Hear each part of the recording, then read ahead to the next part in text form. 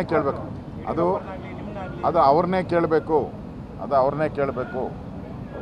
ಈಗ ಬಾಲ್ ಇಂದು central board ಅವ್ರ ತೀರ್ಮಾನವನ್ನು ಸರ್, ಇವತ್ತು ಪ್ರಧಾನಿಗಳ ನೇತೃತ್ವದಲ್ಲಿ ಸಿಇಸಿ ಸಭೆ ಇದೆ. ಇವತ್ತು ಉಳಿದಂತ 5 ಸೀಟು ಘೋಷಣೆ ಆಗುತ್ತೆ. ಇವತ್ತು ತೀರ್ಮಾನ ಆಗುತ್ತೆ. ಮೋಸ್ಟ್ಲಿ ಇವತ್ತು ರಾತ್ರಿ ಅಥವಾ ನಾಳೆ ಕರ್ನಾಟಕದ ಸೀಟುಗಳನ್ನು ಘೋಷಣೆ ಆಗುತ್ತೆ.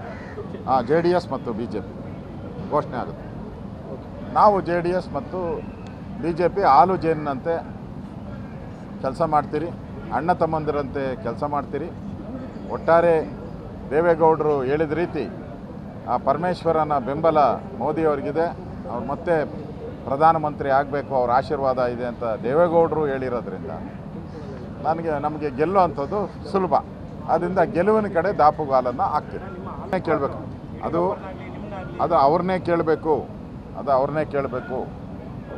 ಈಗ ಬಾಲ್ ಇಂದು ಸೆಂಟ್ರಲ್ ಬೋರ್ಡ್ ಅವ್ರ ತೀರ್ಮಾನವನ್ನು ಸರ್, ಇವತ್ತು ಪ್ರಧಾನಿಗಳ ನೇತೃತ್ವದಲ್ಲಿ ಸಿಇಸಿ ಸಭೆ ಇದೆ. ಇವತ್ತು ಉಳಿದಂತ 5 ಸೀಟು ಘೋಷಣೆ ಆಗುತ್ತೆ. ಇವತ್ತು ತೀರ್ಮಾನ ಆಗುತ್ತೆ. ಮೋಸ್ಟ್ಲಿ ಇವತ್ತು ರಾತ್ರಿ ಅಥವಾ ನಾಳೆ ಕರ್ನಾಟಕದ ಸೀಟುಗಳನ್ನು ಘೋಷಣೆ ಆಗುತ್ತೆ.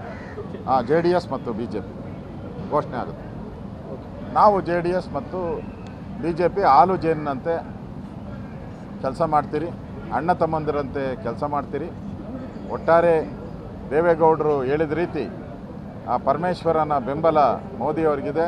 ಅವ್ರು ಮತ್ತೆ ಪ್ರಧಾನಮಂತ್ರಿ ಆಗಬೇಕು, ಅವ್ರ ಆಶೀರ್ವಾದ ಇದೆ ಅಂತ ದೇವೇಗೌಡರು ಹೇಳಿರೋದ್ರಿಂದ ನಮಗೆ ಗೆಲ್ಲುವಂಥದ್ದು ಸುಲಭ.